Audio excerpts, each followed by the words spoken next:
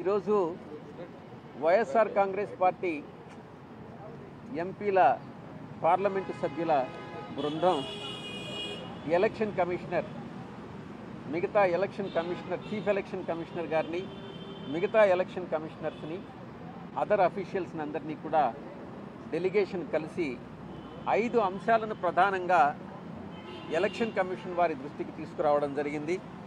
దాంట్లో మొట్టమొదటి అంశం myparty-board.com అన్నటువంటి తెలుగుదేశం పార్టీ ఈ తెలుగుదేశం పార్టీ ఏదైతే 123 సబ్సెక్షన్ 3 ఆఫ్ పీపుల్స్ రిప్రజెంటేషన్ యాక్ట్ను వైలేట్ చేస్తుందో దానికి సంబంధించి మనం కంప్లైంట్ ఇవ్వడం జరిగింది. దీంట్లో ఈ యొక్క myparty-board.comలో తెలుగుదేశం పార్టీ ఆంధ్రప్రదేశ్లో ఉన్నటువంటి ఓటర్స్ అందరిలో ఎలక్షన్ కమిషన్ ఏదైతే ఓటర్ల లిస్టుని పొలిటికల్ పార్టీ ఇస్తుందో దాంట్లో పేరు, తండ్రి పేరు, ఏజీ, మేలా, ఫిమేలా అన్నటువంటి కొన్ని వివరాలు మాత్రమే ఉంటాయి.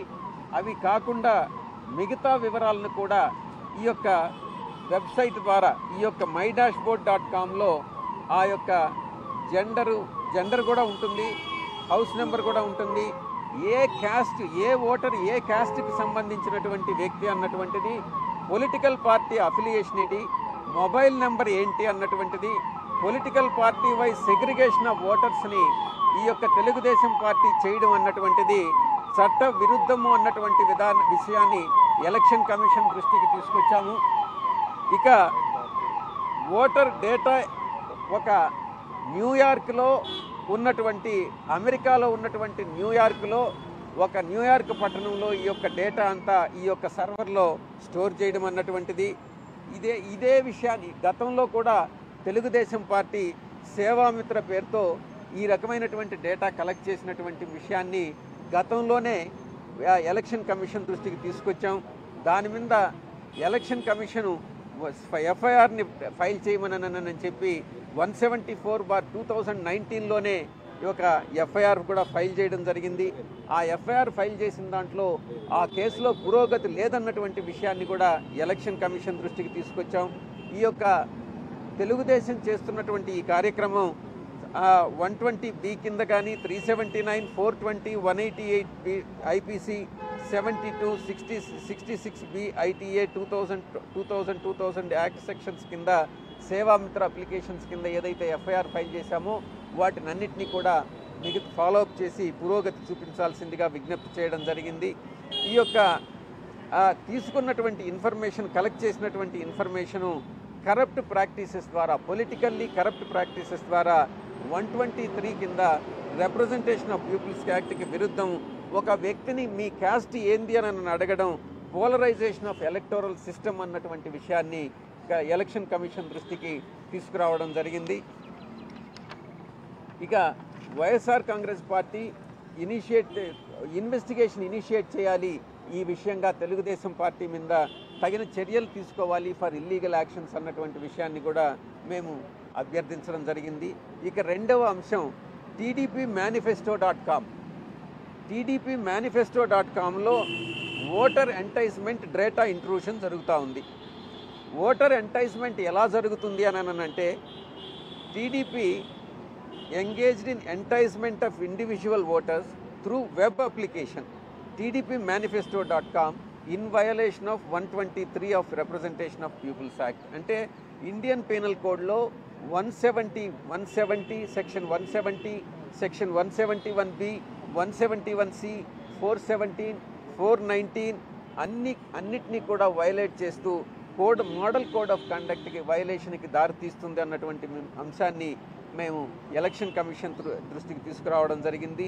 Intrusion of data and collection, election commission through TDP Telugu Desam party website ద్వారా, అప్లికేషన్ ద్వారా www.tdpmanifesto.comలో citizens houses in the guise of voters verification వీళ్ళు ఏం చేస్తున్నారని అంటే ప్రతి ఒక్క 30 మందికి ఒక తెలుగుదేశం వాళ్ళని ఒక ఏజెంట్ని అపాయింట్ చేయడం ప్రతి 30 హౌస్ హోల్డ్స్కి. ఈ డేటా ఏదైతే డాష్బోర్డ్లో ఏదైతే డేటా ఉందో ఎలక్షన్ కమిషన్ ఇచ్చినటువంటి డేటాని ఇమేజ్ ఫార్మేట్లో ఇచ్చినటువంటి డేటాని దాన్ని ఎక్సెల్ ఫార్మేట్కి కన్వర్ట్ చేసి ఆ తర్వాత వీళ్ళు ఏదైతే ఒక 30 హౌస్ హోల్డ్స్కి ఒక వ్యక్తి ఉంటాడో ఆ వ్యక్తి ఆ 30 ఇళ్ళకి వెళ్ళి వాళ్ళ క్యాస్ట్ ఏంటి, వాళ్ళ పొలిటికల్ ఈక్వేషన్స్ ఏంది, వాళ్ళు ఏ రకమైనటువంటి బెనిఫిట్స్ తీసుకుంటున్నారు, వాళ్ళు ఏ కులానికి చెందిన వాళ్ళు, ఏ మతానికి చెందిన వాళ్ళు, ఇవంతా కూడా డేటా కలెక్ట్ చేయడం, ఇవన్నీ కూడా చట్ట విరుద్ధము అన్నటువంటి విషయాన్ని మేము తెలియజేయడం జరిగింది. ఇక ఆ డేటా అంతా కలెక్ట్ చేసినటువంటి డేటాని దీన్ని లండన్లో ఉన్నటువంటి ఒక సర్వర్లో, ఒకటి న్యూయార్క్లో ఉంటుంది. ఈ మేనిఫెస్టోకి సంబంధించినటువంటి ఈ యొక్క డేటా అంతా కూడా ఈ లండన్లో ఒక సర్వర్లో పొందుపరచడం జరిగింది. దానికి అదంతా తీసుకున్న డేటా అంతా కలెక్ట్ చేసుకున్న తర్వాత ఈ 30 ఇళ్లకు ఒక వ్యక్తిని ఎవరినైతే వీళ్ళు ఒక ఇంపర్సనేషన్ అంటారు దీన్ని, ఒక వ్యక్తిని అపాయింట్ చేసి అతను ఏదో ఒక గవర్నమెంట్ అఫీషియల్ లాగానో, ఒక ఎలక్షన్ కమిషన్ నియమించినటువంటి ఒక అఫీషియల్ లాగానో వెళ్ళి వాళ్ళ దగ్గర నుంచి ఇన్ఫర్మేషన్ అంతా కలెక్ట్ చేయడం అన్నటువంటిది చట్ట విరుద్ధం అన్నటువంటి విషయాన్ని తెలియజెప్పడం జరిగింది.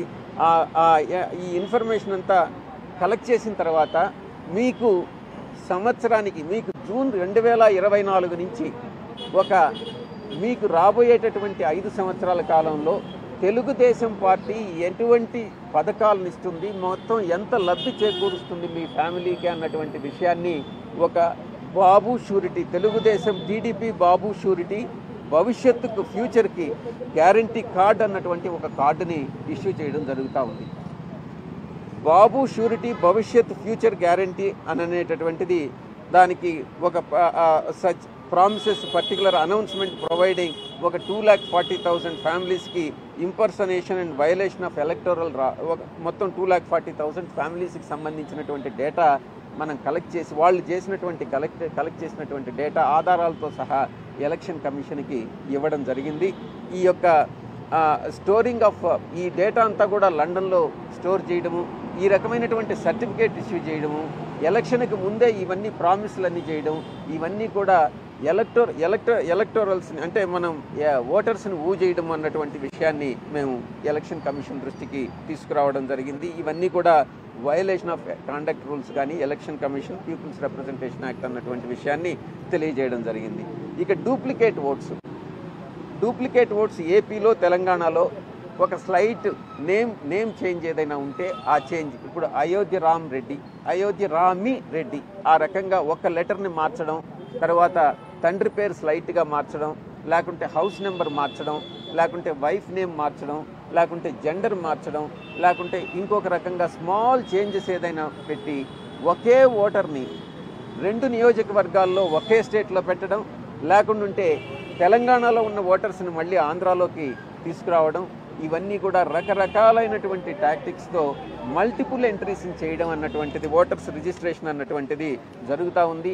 ఇది section 17-18 of the people's representation యాక్ట్కి వ్యతిరేకం అన్నటువంటి విషయాన్ని తెలియజేయడం జరుగుతూ ఉంది. మేము ఎలక్షన్ కమిషన్కి నివేదించడం జరిగింది. ఇక ప్రిలిమినరీ అనాలిసిస్ అదంతా కూడా చేపట్టినట్టయితే lakhs of duplicate votes number వచ్చి ఒక 4,30,264 ఓట్స్ ఈ యొక్క తెలంగాణలో రిజిస్టర్ అయినాయి, ఆంధ్రాలో రిజిస్టర్ అయి ఉన్నాయి అన్నటువంటి విషయాన్ని ఎవిడెన్సెస్తో సహా ఎలక్షన్ కమిషన్కి మేము ఇవ్వడం జరిగింది. ఆ తర్వాత ఓటర్ల registration, illegal registration, null and void, వీటినన్నింటినీ కూడా నల్ అండ్ వాయిడ్గా పరిగణించాల్సిందిగా ఎలక్షన్ కమిషన్కి నివేదించడం జరిగింది. ఇక 4వ అంశం, తెలంగాణ ఓటర్సు ఆంధ్రప్రదేశ్లో ఎన్రోల్ చేయించారు. తెలంగాణలో ఎలక్షన్స్ అయిన తర్వాత, అసెంబ్లీ ఎలక్షన్స్ అయిన తర్వాత ఇక అక్కడ పార్లమెంట్ ఎలక్షన్సే ఉన్నాయి కాబట్టి ఈ రకమైనటువంటి బోర్డులు పెట్టి ఎవరైతే ఆంధ్రప్రదేశ్లో ఎన్రోల్ చేసుకోవాలనుకున్నారో ఒక డ్రైవ్ను తెలుగుదేశం పార్టీ నిర్వహిస్తూ ఉంది. అంటే ఒక కులానికి వర్గానికి సంబంధించినటువంటి వాళ్ళను, ఆ తెలుగుదేశం పార్టీకి అనుకూలంగా ఉండేటటువంటి వాళ్ళను అక్కడ తెలంగాణలో వాళ్ళు ఓటర్స్ లిస్టులో నుంచి డిలీట్ చేయకుండానే ఆంధ్రప్రదేశ్లో వాళ్ళ ఓటర్లుగా రిజిస్టర్ చేసేటటువంటి కార్యక్రమాన్ని తెలుగుదేశం పార్టీ చేపడతా ఉంది. ఈ విషయాన్ని కూడా మేము ఎలక్షన్ కమిషన్ దృష్టికి తీసుకురావడం జరిగింది. ఇక ఆఖరి అంశం, ఒక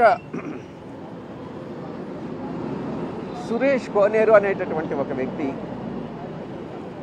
స్టేట్ కోఆర్డినేటర్ తెలుగుదేశం పార్టీ కింద వ్యవహరిస్తూ ఉన్నారు. చీఫ్ ఎలక్టోరల్ ఆఫీసర్ ఆంధ్రప్రదేశ్కి ఒక లిస్ట్ సబ్మిట్ చేశారు. మొత్తం 10 లక్షల ఓట్లు ఫేక్ అయి ఉండొచ్చు, డెత్ వల్ల అయి ఉండొచ్చు, పర్మనెంట్లీ షిఫ్టెడ్ అయి ఉండొచ్చు, డబుల్ ఎంట్రీస్ కావచ్చు అనేటటువంటి ఒక బల్క్ కంప్లైంట్ అనేటటువంటి దాన్ని చీఫ్ ఎలక్టోరల్ ఆఫీసర్ ఈ కోనేరు సురేష్ సబ్మిట్ చేయడం జరిగింది. మేము ఒక్కటే ప్రశ్నిస్తున్నాం, 10 లక్షల మంది ఓటర్లు ఎవరైనా ఒక్కరిని ఆథరైజ్ చేసి మా ఓటర్లను వెరిఫై చేయండి, ఇవి బోగసా కాదా అన్నటువంటిది ఎవరైనా ఆథరైజ్ చేస్తారా, అటువంటిది చట్టబద్ధంగా అనుమతించవచ్చా అన్నటువంటిది విషయాన్ని పరిశీలించాల్సిందిగా మేము ఎలక్షన్ కమిషన్కి విజ్ఞప్తి చేయడం జరిగింది. ఈ యొక్క డిస్ట్రిక్ట్ ఎలక్షన్ కమిషన్కి ఏదైతే ఇతను కంప్లైంట్ ఇచ్చాడో ఆ election commissioner, chief election commissioner, electoral officer Andhra Pradesh జిల్లా కలెక్టర్లందరికీ కూడా ఆయా జిల్లాలకు సంబంధించినటువంటి ఇన్ఫర్మేషన్ని కలెక్టర్ల దగ్గరకు ఆదేశించి ఇన్ఫర్మేషన్ అడగడం జరిగింది. ఆ రిపోర్ట్స్ అన్నీ కూడా కలెక్టర్సు ఎంతో సమయం వెచ్చించి ఆ సమయాన్నంతా వృధా చేసుకొని వాళ్ళందరూ కూడా ఏయో కొన్ని స్మాల్ ఏదో ఫాల్ట్స్ తప్ప, ఏదో 1%, 2% తప్ప మిగతా అంతా కూడా కరెక్ట్గానే ఉన్నాయి. ఒకవేళ ఉంటే కూడా మ్యాక్సిమం 4%, 5% ఎవరు చనిపోయినారు, ఎవరు పర్మనెంట్గా షిఫ్ట్ అయిపోయారు, ఎవరు ఏఐ డిలీట్ అయినాయి, టోటల్లో ఒక 10% కూడా 5 to 10% కూడా లేవు. మిగతా అన్నీ కూడా జెన్యూన్గా ఉన్నాయన్నటువంటి రిపోర్ట్స్ని ఆయా జిల్లా కలెక్టర్లు చీఫ్ ఎలక్టోరల్ ఆఫీసర్ ఆంధ్రప్రదేశ్కి సబ్మిట్ చేయడం జరిగింది. మేమంతా ఇది ఒక్కటే చెప్తా ఉన్నాం, ఈ రకంగా తెలుగుదేశం పార్టీ అధికార యంత్రాంగాన్ని బిజీగా ఏదైతే వాళ్ళు ప్రొడక్టివ్గా యూటిలైజ్ చేయాల్సినటువంటి సమయాన్నంతా కూడా ఈ రకంగా వేస్ట్ చేస్తూ ఫ్లిమ్సీ గ్రౌండ్స్ మీద ఫాల్స్ కంప్లైంట్లన్నీ ఇవ్వడం అన్నటువంటిది చట్ట వ్యతిరేకం. ఇది ప్రభుత్వాన్ని డిస్రెప్యూట్ చేసేటటువంటిది పద్ధతి. వైఎస్ఆర్ కాంగ్రెస్ పార్టీని డిస్రెప్యూట్ చేసేటటువంటి ఉద్దేశంతో ఇవన్నీ కూడా చేస్తున్నారు అన్నటువంటి విషయాన్ని మేము ఎలక్షన్ కమిషన్ దృష్టికి తీసుకురావడం జరిగింది. తెలుగుదేశం పార్టీ బూత్ లెవెల్ ఏజెంట్స్ని ఎవరైతే competent file 7 application form 7 application ఏదైతే రిప్రజెంటేషన్ యాక్ట్ ప్రకారం సబ్మిట్ చేసేటటువంటి అధికారం ఉంటుందో బల్క్ కంప్లైంట్స్ తీసుకోకుండా ఎవరు కంప్లైంట్ లాడ్జ్ చేయాలి అని అంటే ఎవరైతే బూత్ లెవెల్ ఏజెంట్ ఉంటాడో అతను మాత్రమే కంప్లైంట్ లాడ్జ్ చేయాలి. ఆ కంప్లైంట్ లాడ్జ్ చేసిన దాన్ని వెరిఫికేషన్ చేయాలి. మిగతా ఎవరిని ఇట్లాంటి సురేష్ కోనేరు లాంటి వ్యక్తుల్ని ఎంటర్టైన్ చేయకూడదు. అతను చేసినటువంటి చట్ట వ్యతిరేక కార్యక్రమాలకి అతని మీద అఫెన్స్ ఏదైతే ఉందో దాన్ని పనిష్ చేయాల్సిందిగా, సురేష్ కోనేరుని చట్ట ప్రకారం బుక్ చేయాల్సిందిగా మేము ఎలక్షన్ కమిషన్కి నివేదించడం జరిగింది. ఈ 5 విషయాల మీద ఎలక్షన్ కమిషన్ పాజిటివ్గానే స్పందించడం జరిగింది అన్న విషయాన్ని మీ అందరికీ కూడా తెలియజేసుకుంటూ,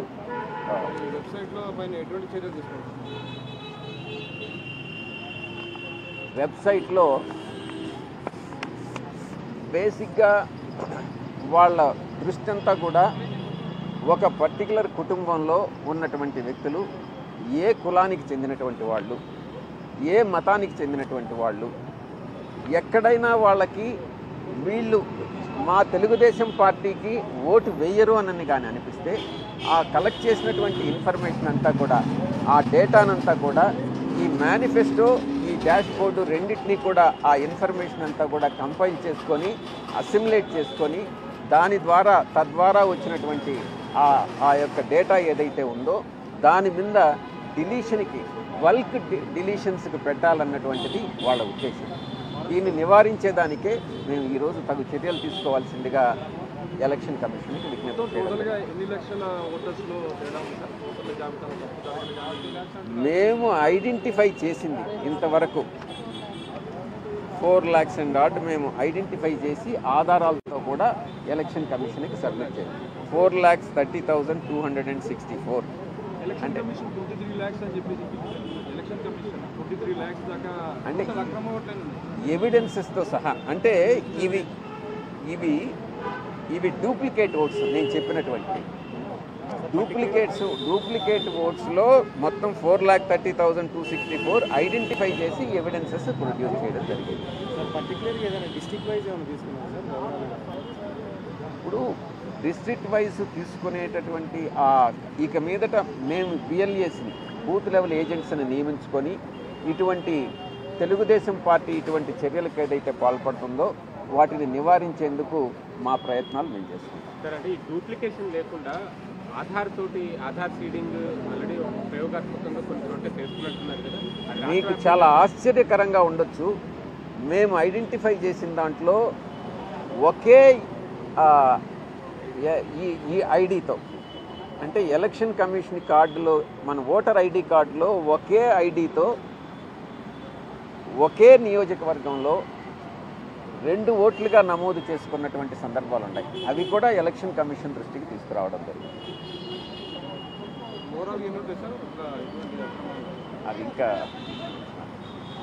ఆధార్ సీడింగ్ చేస్తే అది డూప్లికేషన్ తొలగించే అవకాశం ఉంటుంది. తొలగించాలి. ఆ ఎక్సర్సైజ్ చేయాలనే మేము కూడా ఎలక్షన్ కమిషన్కి నివేదించాం. It will take long time again. The 5 key points if you can, not in detail. YSR Congress Party has submitted representation to Election Commission of India comprising of Chief Election Commissioner and 2 other election commissioners and also additional election commissioner in relation to 5 aspects. One is mypartydashboard.com is number 1 and second is tdpmanifesto.com and third is Andhra Pradesh versus Telangana duplicate votes. Fourth is Telangana voters being enrolled in Andhra Pradesh as new voters after Telangana elections. Fifth one is false information provided by one Mr. Suresh Koneru, State Coordinator of Electoral Cell of TDP. These are all the 5 aspects on which the YSRCP has lodged a complaint with the Election Commission of India. We have requested Election Commission of India to keenly investigate in respect of the first 2 items, all the 5 items, more particularly in respect of first 2 items, because there the TDP Telugudesam party is manipulating and enticing the voters by finding out their caste, creed and religion and also their political affiliations and then trying to woo them into their hands, so which is prohibited by the law. So therefore these 2 items, because under the manifesto they collect the information and store the information outside India and then assimilate the information and correlate the information and then entrusting the job to one agent for every 30 households and then doing all sorts of mischiefs. That is to be addressed. This information has been provided to the Election Commission of India by way of complaint. Any rough estimate you have how many would be the state? We will work out and get it. But you have given proof with evidence of 4,30,000. We have submitted evidences to the extent of interstate voters who are enrolled in 2 different states, that is Andhra and Telangana, to the extent of 4,30,264. Thank you. They have positively responded and then they said they'll investigate, they'll order investigation, and also they have asked us to follow the procedure as stipulated in the Act. In respect of the procedure is that filing of Form 6, Form 7 and Form 8, various forms, that those forms are to be filed and then the procedures are to be complied.